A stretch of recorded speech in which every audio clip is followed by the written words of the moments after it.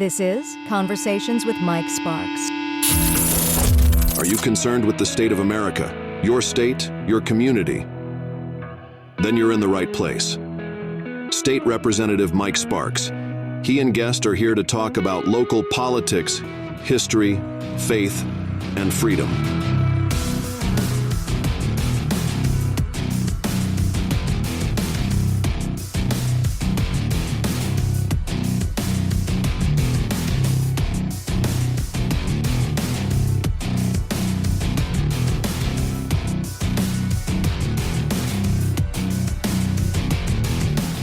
Hey, you're listening to Conversation with Mike Sparks. I'm your host.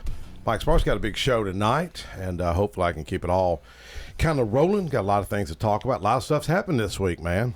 Oh, yeah. A lot of bad stuff, but then there's some good stuff. And we're going to talk a little bit about both. And before we get into quarter half of our show, about 5:20, I've got a friend of mine, James Yates, and his wife, Tracy, and my nephew, I was going to call him. We're talking about men's health. Mm-hmm. And I know it's a big issue, especially some of us that's in our 50s, getting high blood pressure. 70s, you know. And but, you know, even though we've had a tragic week with two sad events, we had a great fish fry yesterday, had a great car show, and Roger Thomas. Talk about that awesome car show we had yesterday. Oh, yeah, man. It's it was the 5th annual Mid-10 Hot Rodders at Sam Davis' home car show yesterday. And I think it's probably the biggest one they've had. I think, 107, 108 cars. A lot of cars, yeah. Yeah, it really was, man. But when did that go off? Or when did that go on? What time did that start? It was 9 registration to 12 okay. registration. And it was at Sam Davis' home? Mm-hmm. I could hear some of it while I was working. Yeah. So, but anyway, what we did, Mike, was what we did. We actually presented the Mid-10 Hot Rodders yesterday with a proclamation.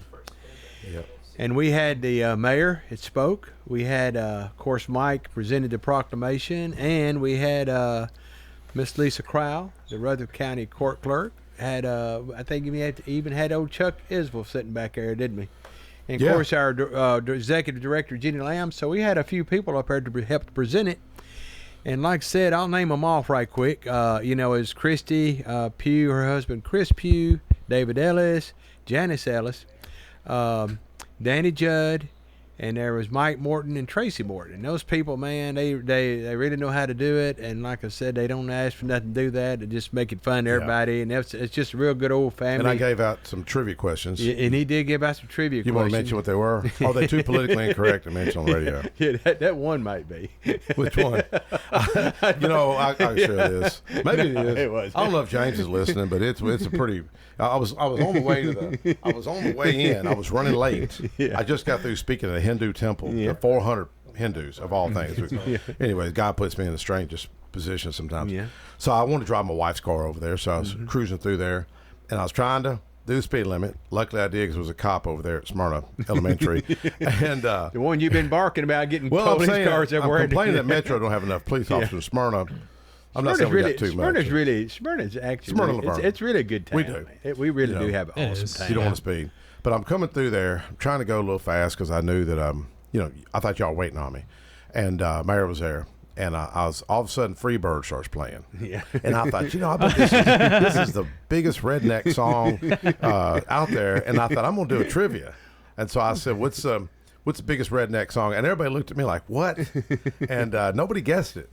I probably didn't pose it right. And I probably had to tell you, I kind of had to tell you what it was. Well, I was whispering to you like, hey, And of course, I'm safety. I knew exactly what he was talking about. Well, it's Freebird. And and then the other trivia question, you remember that? Yeah. I gave out one of the hats by Marty, the America is Great Again. That was a hat that I gave out. Yeah. Marty had those and made I think up. the mayor was one of the answers to the other one, wasn't it? You want to say what it was? No. You can't. I just put trivia. I said, what city in all of the United States has the prettiest mayor? And Angie Gill, who always wins, hollers out. It was Smyrna. a female hollered us out. Yeah. And so that was a blue book signed by the governor. But fish fry went really good. It really did. And then we hopped over there, Mike. Well, went over to the Wings of Freedom fish fry after the car show, and man, that was really great. Saw a lot of good people over I knew, and the food was good, and you look like you had fun. I saw your repost about the you standing in front of the P-51. Yeah. Yep. I made a picture of Mike and Mary yeah. Watkins, African American Historical Society, Rutherford County president. She called me a little while ago. No, that wasn't her. You made that particular Oh, that picture. was Mary Appleton. Yeah, Mary Appleton. Mary Watkins came. She called me. She got there today, and they were packing up, but she got to see that Tuskegee Airman aircraft fly off. Good. So she got to see some of it. But they, we've got the Casey Clark event they're doing next week at 6. She had called me about that and was telling me about it. Real quick, because the time is flying. Cameron here had called me and was pretty, like a lot of folks, really upset about what happened with the late Charlie Kirk. And you've been on the show with me before. Yes. And I've got a little bit of your bio real quick. I could kind of get into real quick. I am saying it right, Cameron Kurdi. Kurdi, yes, correct. And you're an American political cultural activist deployed overseas with the U.S. Military Special Forces from 2017 to 2019 in Operation Inherent Resolve against ICE in Iraq and Syria. You studied MTSU, hold 2 bachelor's degree in political science, international relations, mass media. And I know you do. You've got a big social media following and all. And folks don't know much about the Kurdish people. Y'all probably, other than the Jewish folks, probably one of the most persecuted people on the face of the earth, under Saddam Hussein regime. But anyways, you called me and explained why you were so passionate the other day. Mike, thank you so much. This is the second time I've been in here. First, my condolence and sympathy go out to the Mr. Kirk's family, actually, and we can say to all of us, because my background, as you said, I am Kurdish from North Iraq. I came to state in 1999. I was 20 years old.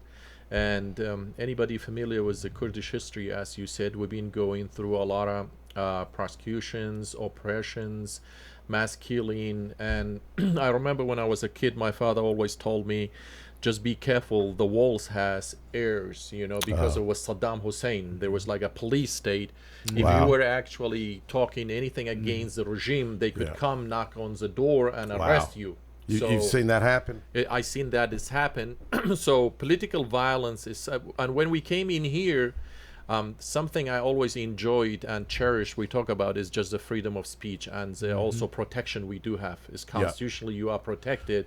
If we disagree, which is naturally, in a political atmosphere, if we all think the same way, I think we all extra. One is enough, So the nature of politics is discourse, and we do disagree because the challenges is different and the worldviews is different.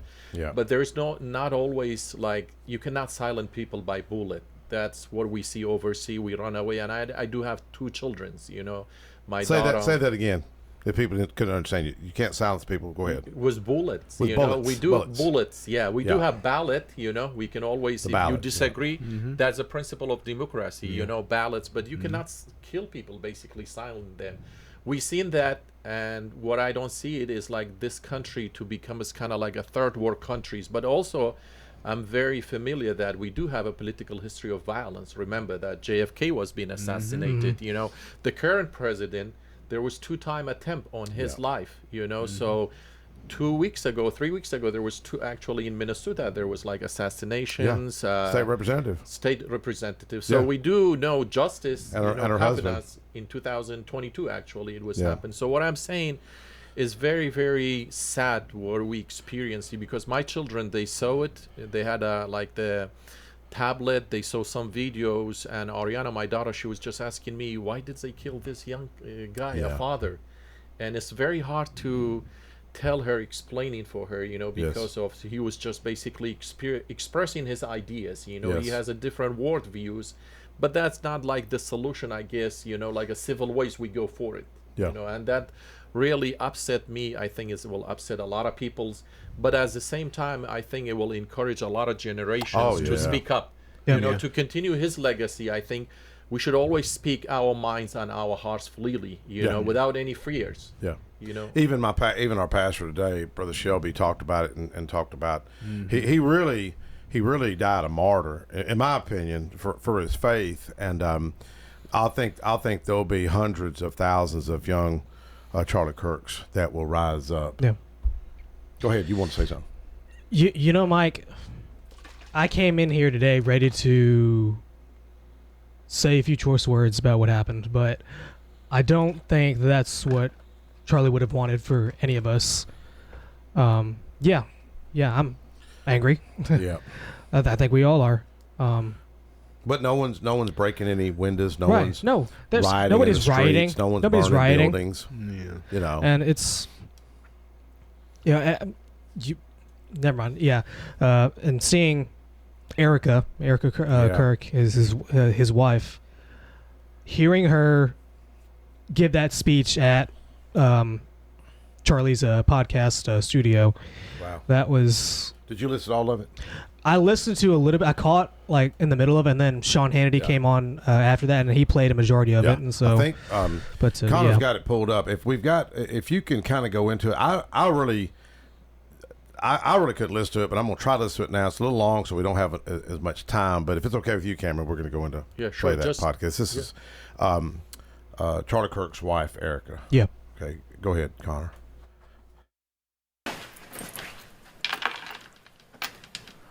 Jesus. Fill this room.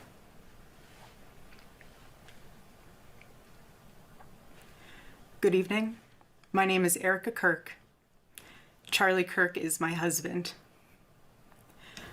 I first want to thank the local, state, and federal law enforcement who worked tirelessly to capture my husband's assassin so that he can be brought to justice. I want to thank the first responders who struggled heroically to save Charles's life,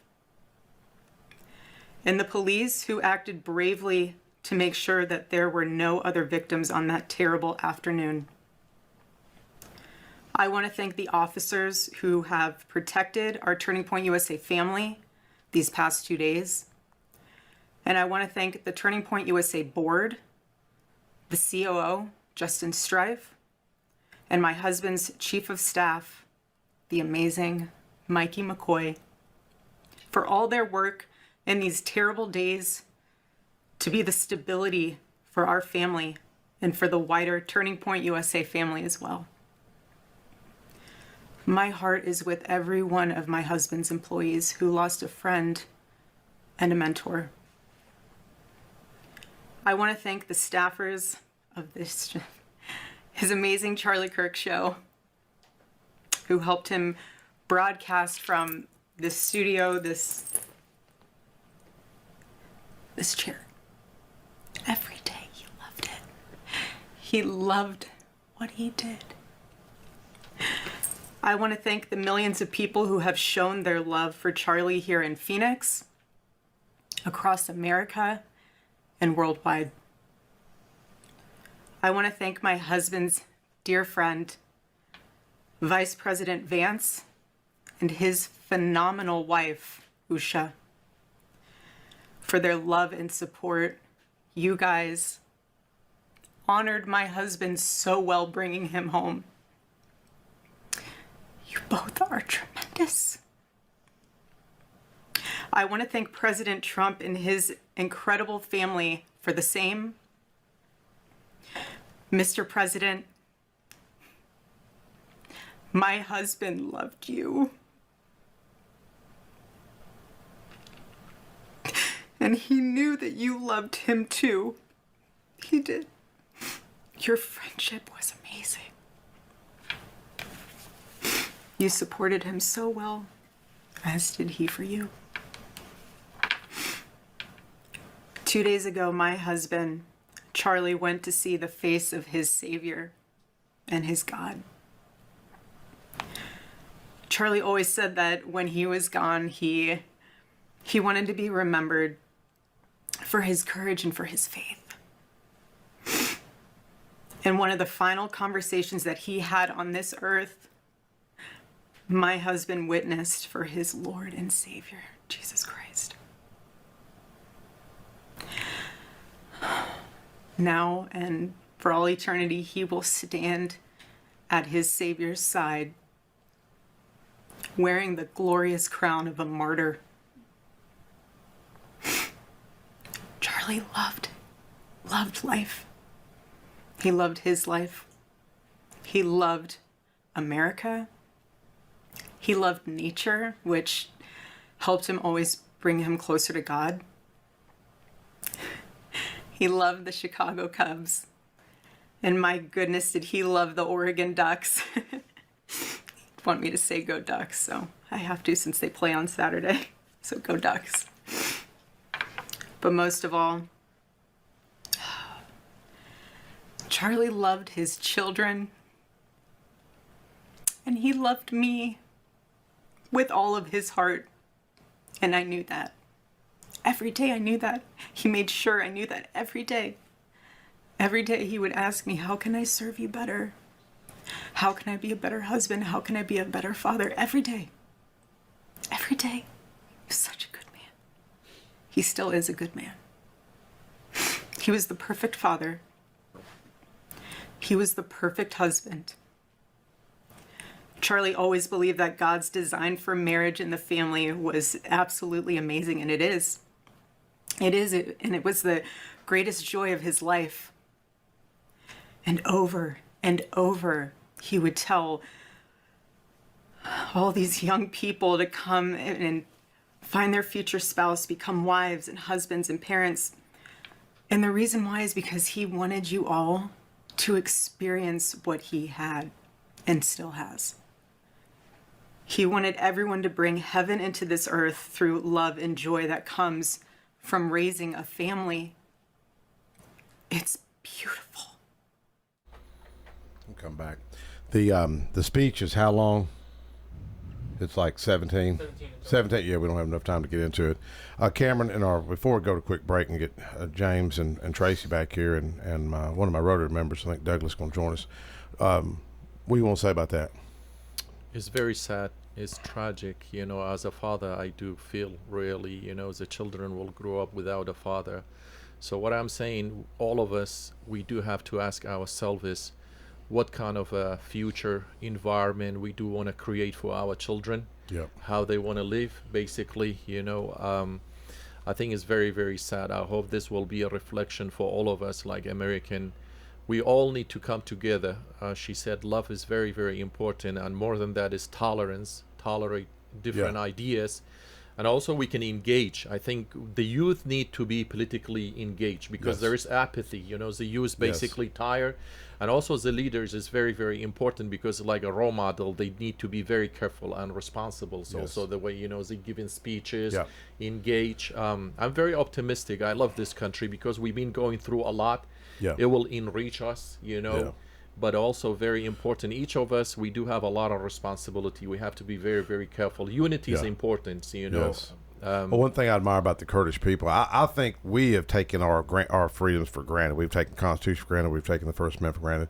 And I've said for years, I even debated Dr. Larry Burris on the radio a couple of times saying it's under attack. And he did agree that the First Amendment's under attack. And that was going back probably 8 years ago. But that's what I appreciate about y'all. You're family-oriented, the Kurdish people. And if anybody don't know some Kurdish people, get to know some Kurdish people. Right. I'm going to tell you how good Z and Dilshad and Ray and all have been to me. I've bought 30 cars from them guys. 30 cars. Yeah. And then people ask me, hey, Mike, I need to look for Go to Auto World. One of the few guys I trust are those guys. But their families were in concentration camps. We hear concentration camps, and my mom told me her uncle, that was in World War II from Scotland, was killed in a concentration camp when he was captured. And they've seen it. They lived it. Yeah, we did. And he's a young, some of them guys are young. Very young. A couple, I think Baywar was born in a concentration camp. Yeah, it was in Turkey, actually. And there's a lot of sad stories going on. I don't want to go because the country is moaning, but what I'm saying, we have experienced violence, oppression, prosecution, and this country also found by Puritans, they come in for the freedom. So we do really, appreciate the protections, the safe environment we have. I don't like to see this country is becoming a third world country. That's what I don't like to see. Exactly. And also the Kurdish example, not advocating anything in Rojava, which is the northeast of Syria, and also North Iraq. When the ISIS has happened, they went to Shangal. They arrest actually 4,000 children, not only children, women, and also girls. they did sell it's called enslavement. Some of them, they sold it. Last year, actually, in Gaza, they found one of the Kurdish Yazidi, we call it Yazidi, which are kind of like a Christian sect. Yeah. Yes.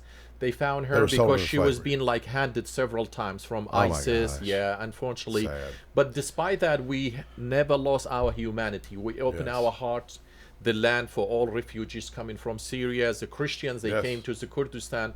So as always, they call it cradle of civilizations. What I'm saying in here, we all have to embrace each other's different opinion and create a safe environment for everybody, especially our children. Yes. Well, thank you so much, Connor. Let's go to a quick break. We'll be right back. Hi, this is Allie Dowenhauer with Isaiah 117 House. Isaiah 117 House provides physical and emotional support for children awaiting foster care placement here in Rutherford County. We are changing the way foster care begins, and those kiddos are brought to our house to hang out and wait for a foster family, and they're given everything they need. We support foster children, DCS, and foster families here in Rutherford County. Visit us at www.isaiah117house.com or visit our Facebook page, Isaiah 117 House, Rutherford County. My wife and I enjoy going by Yard Sale Inc. We usually go to both locations, the one in Smyrna as well as the one in Murfreesboro. A lot of times on Saturday mornings we stop by, and their inventory changes weekly, so you never know what you're going to see, and it's mostly open box. The name fits it. It's exactly that. It's a yard sale. If you don't totally agree with the price, the staff is always friendly and nice and willing to work with you. That's the Yard Sale store in Smyrna at 111 Enon Springs Road West, in Murfreesboro at 204 South Front Street, and online at bestdealintown.com. Most people know that their insurance can provide them with coverage for the many life's mishaps. But I can help you also unlock discounts, save money, and get benefits with Farmers Insurance policy perks. Whether we're discussing home or auto insurance, I am here to help you understand these great perks. Call me, Mark Lewis, at 615-625-7070 for a quote, and you can get a whole lot of something with Farmers policy perks. We are farmers. Bum, bum, bum, bum, bum, bum. Not available in every state. Only available at select Farmers branded policies underwritten by Farmers Truck or Fire Insurance Exchanges or affiliates. Hey, I'm Floyd, and I'm inviting you to join me at CR. That's Celebrate Recovery. We meet at Family Worship Center, 3045 Memorial Boulevard on Sunday at 6 p.m. We're a 12-step Christ-centered program that offers help for all the hurts, habits, and hang-ups that's causing you pain. The program works if you work it, and I'm proof. For other CR groups, go to CelebrateRecovery.com and click on the group finder. Hope to see you soon.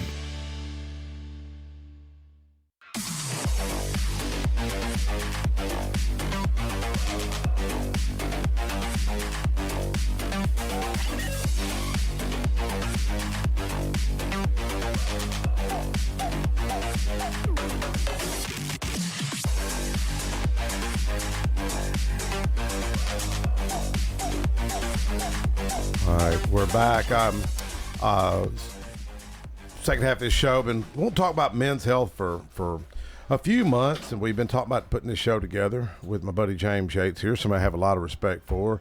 And James, I think, has got an awesome life story, you know, and me and you didn't rehearse none of this. And I remember you growing up, and I often think of, and this is kind of deep psychology, Alfred Adler. And James probably like, Mike, what the heck are you talking about? Okay.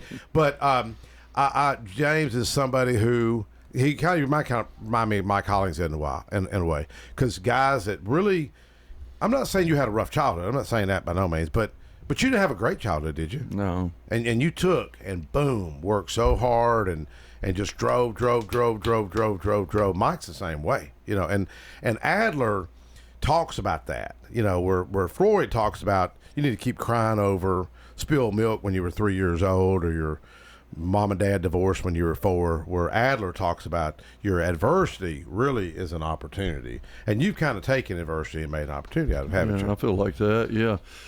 And quick sidebar, the first gym I ever joined was your gym, Hard Bodies in Smyrna. Oh, I didn't know that. Yeah. You were like 20, because I was 21. I was young. I mean, you know, I think you're at least 25, 30 years older than me. No, so. no. You were 86, weren't you? Class of 86. Yeah, 86. I was 85. Yeah. And you loved to watch Tracy, you know, Tracy Yates. And James, I was kidding you off the air. I was going to read this bio. Man, this thing is so long. It's like, dude, let me just say this. What have you not done? Let's just put that way. What have you not done? You know what I mean? I'm sure there's something I haven't done. I haven't sailed around the world. Does that fill in? You know, Mike Lyles, you know, if you ever knew Mike did sail. I did a story on Mike. Mike sadly's passed, but he was a big sailor and all that. But your background is, I remember when you were getting into real estate, you were about, what, 21, 22? Yeah, 21, because I've been at it for 34 years now. Wow. And you got your CCIM. Yeah. Good for you. Yeah, I got that, I think, in 2017. Good for you. Man, that's some hard classes. Yeah, man. that was tough. Man, that was tough. You It took me 4 years to complete it. I took, you know, I've got the classes done, but I never had all the sales, and I didn't want to sit with it. You ever been in a class, any of y'all, where the class was so hard, you thought, man, if I had a pistol, I'd take my life. You ever that's right. I don't think I've gotten there yet. I thought, man, good thing I ain't got a gun in my hand, because I'd take myself out right now. It was so hard. Getting into your gym, how did y'all get together? Because I know you're very passionate. Tracy, you're a trainer, right?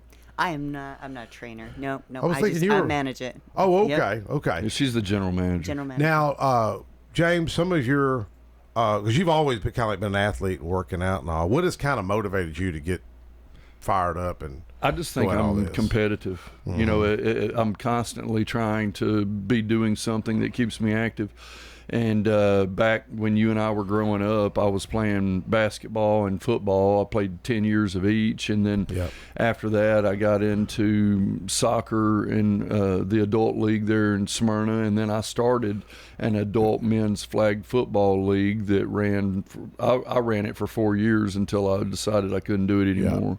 I also started a volleyball league in Smyrna. Yep. And we used to serve on a council. Yeah, I was on for 5 years on town council. And tell folks, if folks think my vote's not going to make a difference, tell Doug here why a vote makes a difference. Doug probably don't even know this story. Well, there was a runoff. It came down between me and another gentleman, and it was a tie vote. It was literally a tie. Yeah. It was a tie vote. Yeah, 1,237 votes each or something like that. Yeah. And I ran into 100 people over the course of the next week that said, I just figured you had it in the bag, so I didn't bother going to vote. Come on. Well, you know what probably, what I witnessed that, and maybe I shouldn't share this on the air, but I knew your opponent. And, and him and I, we were pretty close, because I was close with Bob Spivey, and I always consider Bob a mentor. And I remember, were you at the town center when somebody said, "Oh, the council's going to decide this"? Yeah, I was standing right there. Okay. Yeah. Well, I remember, because I wasn't even in politics. I was just on the planning committee, I think, with Bob. I was Bob's appointee, and I heard this guy say, "Oh," and it was the guy that you tied, and he says, "Oh, well, this is like already settled. The council's going to decide," and people knew that some of the council was supporting him. And I was thinking, as a young guy, man, I don't think I would say this. I don't think that's actually, wise. I think his comment was, I just want to make sure that everybody knows that Bob Spivey funded my campaign. It was something like that. And that's what turned the tables right there, because everybody was like, look, we don't need a puppet up there. No. And Bob and I, we always got along good, but Bob was all business, wasn't he? He was. I often tell people, he was just like Donald Trump, but without the Twitter. You know what I mean? He was just like Donald Trump. Yeah. But did you enjoy serving on the council? Yeah. Yeah. And now I didn't know you owned Carbon Fitness till Jeremy Gurley was telling me here a while back. Yeah, I thought that was interesting, and it really made my wheels turn. Yeah. And Tracy and I have talked about this so many times. Doug and I have talked about it multiple times. Where our gym is located, it's in a prime location. Spot. Yeah, but nobody knows we're back there. Yeah. You know, like you walk out the front door of the Embassy Suites and you're looking at our gym. Yeah. But I think most people assume that that's all hotels back there. Yeah, exactly. And so when you get people back there and they go in, they're like, man, this is nice. Yeah. You know, we're a 2-story gym. We've got top of the line. 2-story. We got top of the line equipment in really? there. Really? 2-story. Wow. Yeah. Well, my doctor, I hadn't been a doctor in several years, and I've been needing to go back. I'm kind of dreading. and so my blood pressure's high. You know, he said, man, you got to get that out of control. I'm going to put you on some medication, and I don't want to do all that. So I've been trying to walk and exercise, and been working out pretty hard this year. But I've never been a walker or runner, and he attends y'all's gym, Dr. Jimmy LaPierre. Adam, you know, Ali, I think his name is. Doesn't ring a bell. That's where he said he worked out at. You know? Well, that's good. Yeah, you know, I'd like to get to know him. Yeah, but you know, when we talk about men's health and guys getting in their 50s and stuff, what kind of guidance would you or Tracy or any of y'all want to jump in on? What folks could be doing? Doug, you want to throw in some expertise here? Because you attend you work. Yeah, I work out every morning with James, 7 a.m. Monday through Friday, and I would say for any advice would be just to do it, just get up and get moving. Well, I asked him how he found it. Tell the story how you know about there. So I just moved here 2 months ago, and I joined the chamber right away because we started a business here, the wife and I, Wanda. Hopefully she's at home listening. Yeah, and he's a business broker, Trans World. Yeah, thank you. And then so I joined the chamber, and then that was on Monday, like July 6th or 7th, and then their very next day they had their event, an after-hours event, and it happened to be at Tracy and James' gym at Carbon. That's cool. So I immediately went to that and played all the little games they played, that had to pass out the business cards, and then a couple days later, Tracy emails me, hey, you won this big supplement package, like a $500 supplement package. Really? And then she goes, why don't you come on in? You know, we'll give you a month. And I said, well, we just moved here. She goes, oh my God, that's great. Bring your wife in too. So that's cool. She brought I brought Wanda in. We came in and we met them, and we hit it off right away. We've been working out every morning since. You've been at Rotary for how long? I just joined. I was official just a couple weeks ago. Yeah. James, you remember how many years back? God, that was forever I know ago. It's been a long time. I'm the one that told him he should go down there and he talk said to that. him. He gave you credit for that. Yeah. James was the one that told me. He goes, if you're going to do anything in Smyrna, you better join that Rotary. So here I am. You know? Yeah, it's a good business group there. It really is. I've got my nephew. He's from Australia. Isn't that weird? Oh, crikey. I was thinking of jokes. I thought he may get offended. Brandon, you there? Mate, I'm Australian. I can't get offended. Hey, mate. How you doing? Living the dream, mate. Hey, how's my beautiful niece doing? Oh, she's doing fantastic, mate. Second trimester with baby number 2. Couldn't be happier. Yes. You just got back from what? Canada or Australia? Australia. Australia? Okay. Mike, his accent and yours are identical. Yes. I'm from the deep south. You're from deep south. Well, you do some coaching, because I don't really know all your background. I did pull up your website. I apologize, I don't know much about you, and you're my nephew here, but tell us a little bit about what you do and even my niece, because y'all live down in Chattanooga now.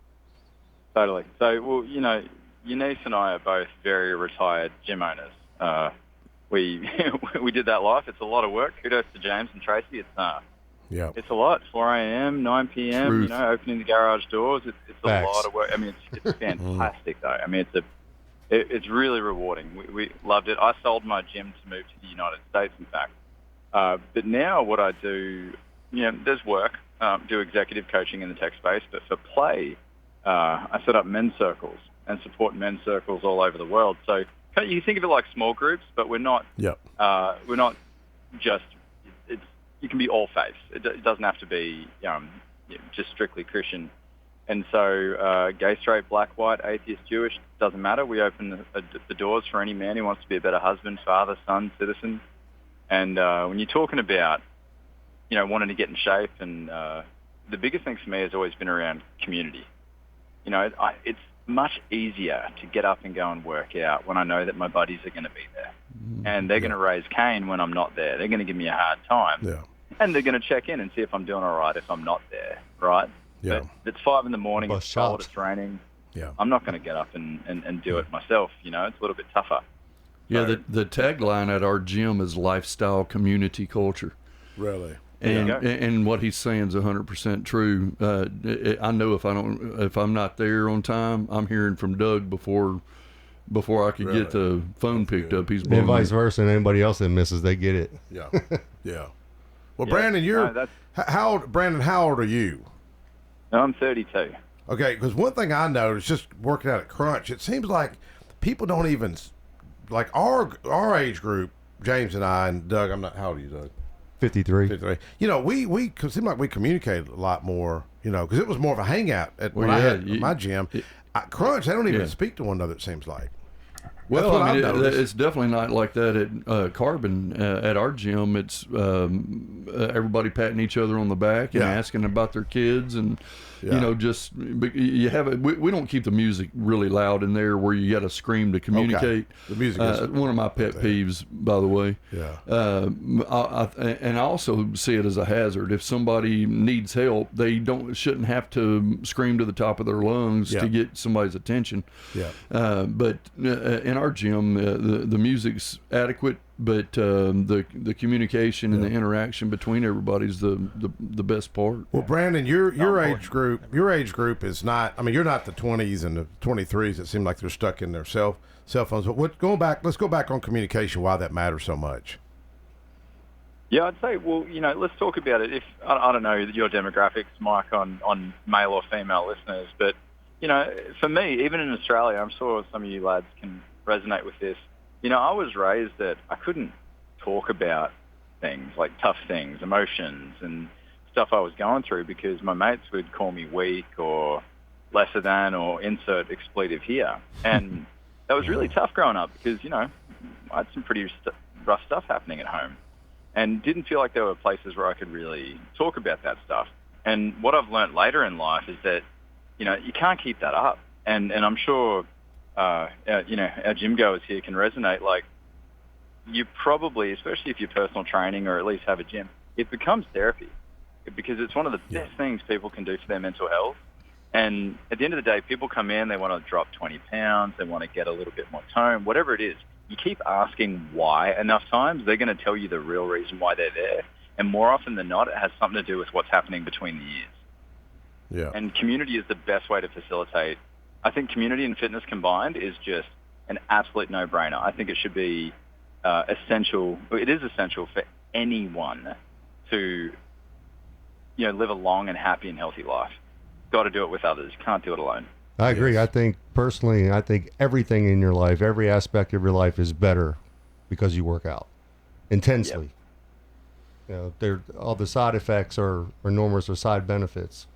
You know, healthy, less anxiety, you feel better, your immune system's stronger, you know, and you look good naked. That always helps. Well, going back on the men's and on the mental health, Brandon, let's talk about that briefly. Sure. Pick up on that, and James, you know, Tracy, y'all chime in on this, but mental health seems like it's on the rise. Depression, suicide. I had one of my fellow lawmakers, and I won't say his name on the radio. Well, I will. Bob Freeman. You know, his dad's Bill Freeman, wealthy guy, and he took his own life. And then we had another lawmaker. His brother took his own life, and you hear this stuff, and you think, man, people can be on top of the world, but be lonely and have a void. So, Brandon, pick up on that. What's your thoughts on men's mental health? Well, mate, I think the most important thing to recognize is that regardless of who you pass on the street, whoever just cut you off on the road, the person that greets you at church when you walk in the doors, you never know what someone's going through. Yep. And I think that we as men especially can do a much better job of checking in on our mates and just saying, like, hey, are you okay? You know, we know what the answer is going to be. Like, yeah, I'm good. I'm fine. And so the follow-up question is the most important thing. No, really, are you okay? Yeah. And it's amazing. If you're willing to take a risk and just stand in that discomfort for a little bit and ask that question, you'll be amazed how many times those guys will open up and be like, you know what, man, things aren't as peachy as I'm putting out there. James and I just literally talked about that the other day. You know, we're like, hey, you know what? It feels pretty good when one of your boys reaches out to you and say, you know, I appreciate you. You know, it's good to know that somebody's there has got my back 24/7. You know, and then a very good support system. But then it also just feels good to know that somebody's there. And then when they give you that text message, hey, you know, if someone hadn't told you lately, man, you're a good dude, and we appreciate having you around. Yeah. Yeah. Well, so I'd add to that as well. I'm sorry, go ahead. I was just going to say, so why do we withhold that? You know, if we appreciate our friends and if we care about the men in our lives, our brothers, why don't we tell them that we love them? Why don't we tell them that we care about them? You know, really, what's the risk? They're going to be like, oh, you would have, bro. And it's like, yes, but it's true. I do care about you. You are important. But is that showing signs of weakness, though?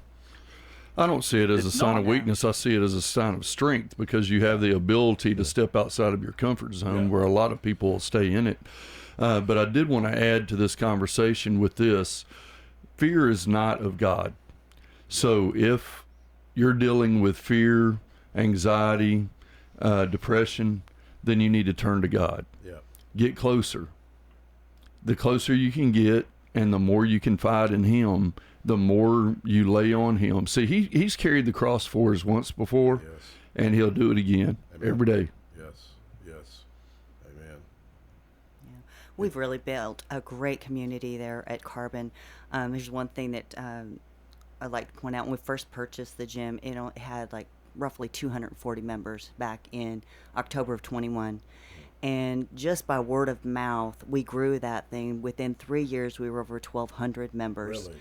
And we have grown an amazing community, because like what he was saying earlier, you know, people having each other's back and being there for each other and noticing when somebody doesn't show up. That's what you get at Carbon. Yeah. I mean, I've seen our members build some really great friendships, some deep relationships, and it's just been amazing. And again, like, they notice when you don't show up, and then they all celebrate together when somebody hits a PR, or or having a birth of a child. I mean, it's like everything. We're all there as a family unit and celebrate together.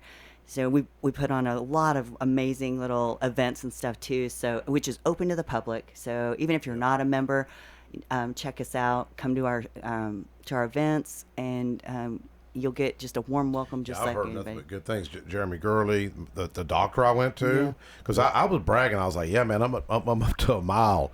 Man, he looked at me, hurt my feelings. Like, like 5 miles. I was like, man, Brandon.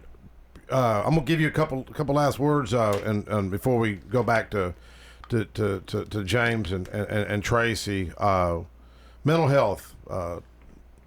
Hit that real quick again before you leave us. Yeah, absolutely. Well, first of all, sounds like I'm in really great company with James and Tracy, and I think I heard Doug was the other gentleman on the line as well. Yeah, so just grateful to have had this opportunity to share the airtime with all of you and hearing about the incredible work that you're doing, building community up there in Smyrna. Look, the last thing I'll say, I'm pretty sure the biggest thing is I think I've already said it. If you get that inkling or that hunch that someone in your life might be going through it right now, through a tough time, take the risk and just check in. How you doing? Are you okay?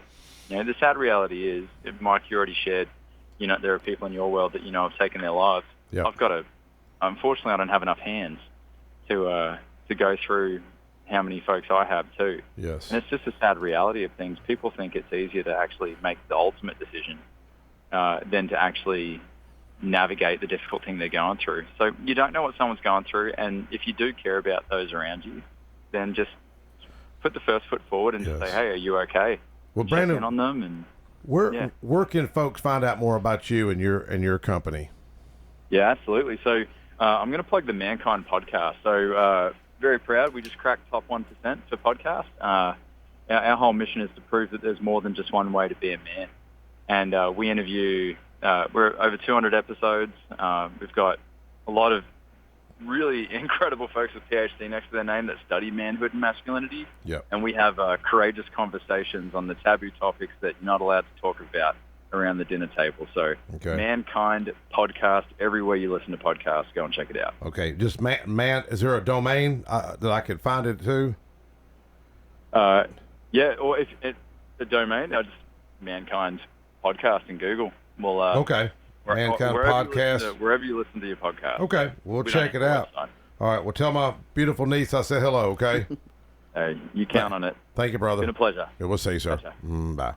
But, the mental health, I mean, like James, you and I growing up, Doug, you're a little younger than us, we just didn't talk about that kind of stuff.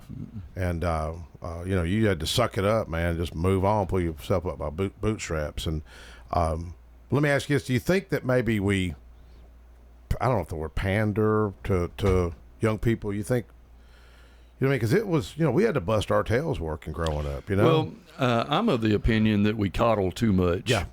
In fact, it's probably the 500th time I've had this conversation with someone about that. And don't get me wrong, I think that you should allow children to have their feelings and to identify them and talk to them about it. But if every time something bad happens in their lives, they never learn to be an adult. And I love this old adage that I heard, you know, we are here to raise adults, not to raise children. Yes. So as a parent, our goal needs to make them independent, not dependent. Yes. And if you're just coddling them all the time, you're really causing that. I won't say these guys' names, but one of them's close to me, and this young guy's there, and he got this car. Really proud of this young man. Got a car, got a really good deal on it, and needed some work. He cleaned it up, but he didn't clean the wheels. So I went out there and sprayed the wheels with some aluminum cleaner. Then I had to run an errand, come back, and I noticed he never tried to clean the wheels. And I said, "Hey man, I told you to clean the wheels," and you know, he goes, "Well, we're trying to take the oil filter off the car." I said, "Two of y'all trying to take an oil filter off?" and I said, "Man, I looked at your oil. Your oil don't need change." He goes, "But it's 4 years old." I said, "You gonna change your air and your tires? That's 4 years old. You gonna or older? If your oil ain't bad, don't change. If it ain't broke, don't fix it. You got other priorities you need to be handling." And my wife kind of got on to me. She goes, "You shouldn't get on to him. He don't know his dad, and he didn't really have his dad in his life." I said, "Well, maybe that's his problem. That's how you got learn. on to him. Yep. You know? That's how you learn. Yeah." Man, now is your father still around? Yeah. Okay. Okay. Yeah, he. You may remember this from back in the day. My father's a retired pastor. Okay. He was the pastor of the Nazarene Church in Smyrna, which is why we originally ended up.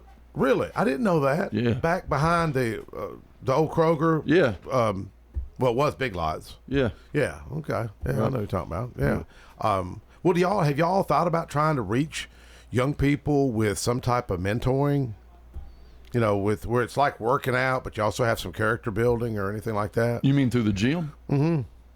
No, we haven't. Briar's been actually working on that. So we Okay, just so recently, she's talking about our lead trainer, Briar Hyatt. Briar, he's a younger guy, very intelligent. One of those people that kind of understands how to fast track into success, and I think he's heading that way. Well, going back on your father, if your dad just was never in your life and you were raised by a single mother, nothing wrong with single mothers, but how do you think your life would have turned out? Well, I think we've had this conversation before too. I think that in our society, our number one biggest societal problem is fatherless homes. Yes. And if you solve that one thing, you'll solve 100 other things in conjunction with it. Yes. So to your point, there are plenty of great single mothers out there. Yeah. But single mothers or mothers in general tend to be more passive than a father would, and sometimes that's what they need is somebody to lean on them,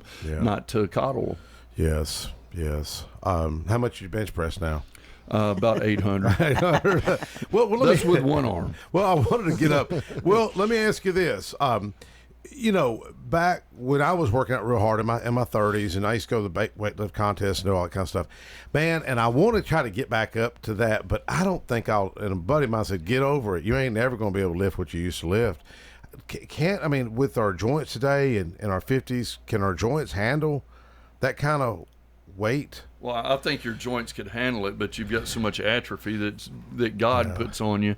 I don't do the kind of weight that I did when I was younger, and I don't have any intention of trying to do that kind of weight anymore either. But at the same time, I don't let my foot off the gas when I'm in there doing what I do. We're not, you know, our young days, we'd do 2.5 hour workouts. Yeah. We're 45 minutes hard and out.